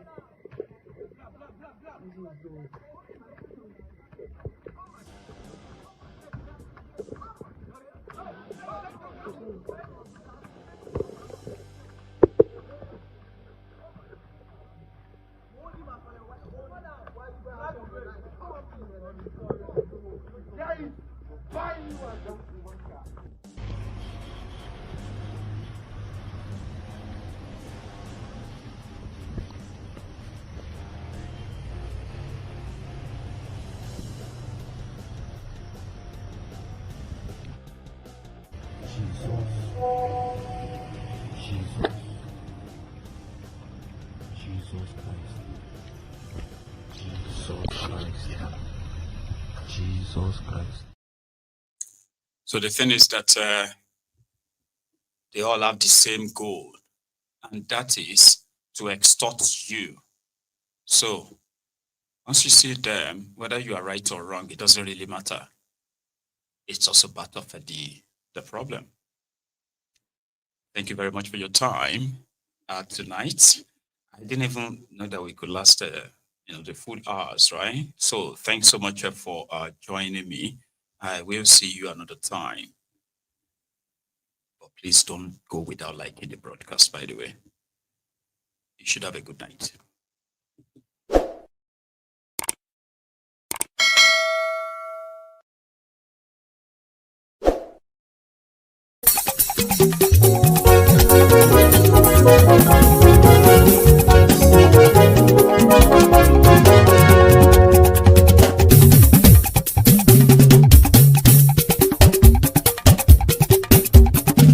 Mayegun làwa mọ̀ làmọ̀ tó dòdòdò. Mayegun dayari Nayibi #1. Mayegun làwa mọ̀ làmọ̀ tó dòdòdò.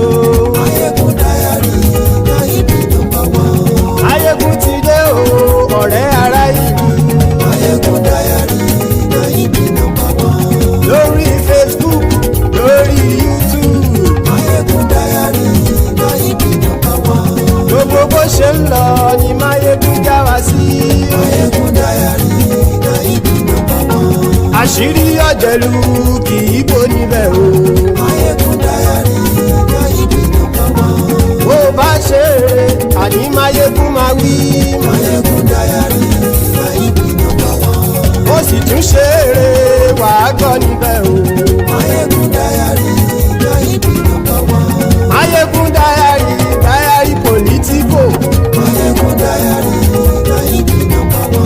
Godfatherism kò sí lọ́rọ̀ Mayegun. Mayegun dayari Nayibi #1.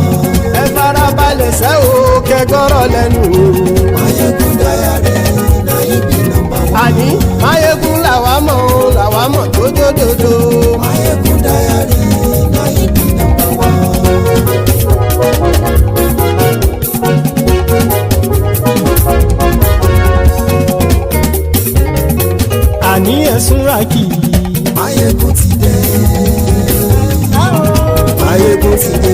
ọ̀jẹ̀lú ẹ̀sùn ràkì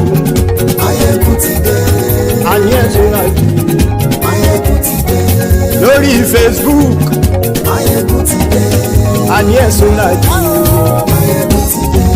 lórí YouTube àní ẹ̀sùn ràkì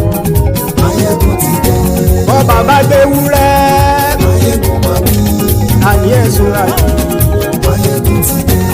ijó ìgbádìyẹ àní ẹ̀sùn ràkì pẹ̀sìdó bá rúfin o àní ẹ̀sùn ràkì kí gómìnà kówó jẹ àní ẹ̀sùn ràkì ọlọ́pàá tí ń darí bá àní ẹ̀sùn ràkì aṣòfin tí ń rúfin o àní ẹ̀sùn ràkì òkúrọ̀ olóṣèlú àní ẹ̀sùn ràkì ọ̀jẹ̀lú ẹ̀sùn ràkì àní ẹ̀sùn ràkì.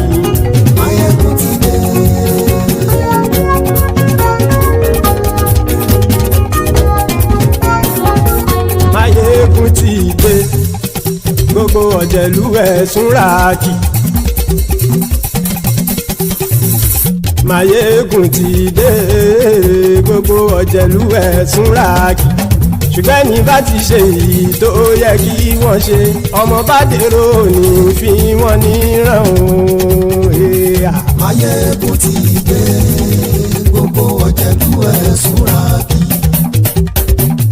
Máyégún ti dé gbogbo ọ̀jẹ̀lú ẹ̀sùn ràkì. Ṣùgbọ́n ní bá ti ṣe èyí tó yẹ kí wọ́n ṣe ọmọ bá dèrò ní fi wọ́n níran. Wọ́n fowó bẹ́ẹ̀ o Máyégún ó sọ pé wọ́n ò bẹ́ẹ̀ wọ́n fowó bẹ́ẹ̀ Máyégún ó sọ pé wọ́n ò bẹ́ẹ̀ oníkan ṣáàtì ṣe èyí tó yẹ kí wọ́n ṣe fáwọn ará ìlú tó gbé wọn débẹ̀ o àyè. Máyégún ti dé gbogbo ọ̀jẹ̀lú ẹ̀sùn ràkì. Máyégún ti dé gbogbo ọ̀jẹ̀lú ẹ̀sùn ràkì. Ṣùgbọ́n ní bá ti ṣe yìí tó yẹ kí wọ́n ṣe ọmọ bá dẹ́rọ̀ ò ní fi wọ́n níran. Kì máa yí ṣe eré ọ̀rọ̀ yìí kì í ṣe ẹ̀fẹ̀. Kì máa yí ṣe eré ọ̀rọ̀ yìí kì í ṣe ẹ̀fẹ̀. Ẹni bá ti lè lẹ́bọ̀ lẹ́rù o ọmọ bá dèrò kàṣàyè tú wọn síta. Máyégún ti dé gbogbo ọ̀jẹ̀lú ẹ̀sùn ràkì. Máyégún ti dé gbogbo ọ̀jẹ̀lú ẹ̀sùn ràkì. Ṣùgbọ́n ní bá ti ṣe yìí tó yẹ kí wọ́n ṣe ọmọ bá dẹ́rọ̀ ò ní fi wọ́n níran. Tẹnitẹni ọmọ Máyégún ọ̀rẹ́ ara ìlú mọ̀mọ́ ni mo fọlọ́run ṣọ́ ẹ̀ bá kìlẹ́bù. Lóòótọ́ olódodo ìlú ọ̀tá ìlú mọ̀mọ́ ni ìwọ ṣá máa ń ṣọ́ra kò sì mọ́ bẹ̀rù.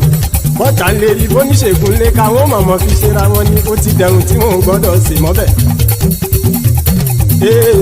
Èèpo ọ̀gọ̀ lọmọ bá dérò tàjẹ́ ò gbọ́dọ̀ jẹ́ ó ti jọba lórí àbínú ẹni kò sì mọ́ fòyà. Àìsíwọ́lu ní ẹnìkẹ́ ìgbódì ẹyin lábàrá o ó kó ẹni tó bá dán wò á kàmù. Máyégún ti dé gbogbo ọ̀jẹ̀lú ẹ̀sùn ràkì.